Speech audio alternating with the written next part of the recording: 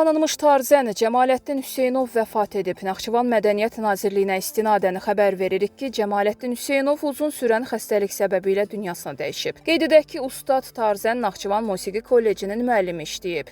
Bundan əvvəl isə o uzun illər Cəhri Qəsəbə Uşaq Musiqi Məktəbinin direktor vəzifəsində çalışıb.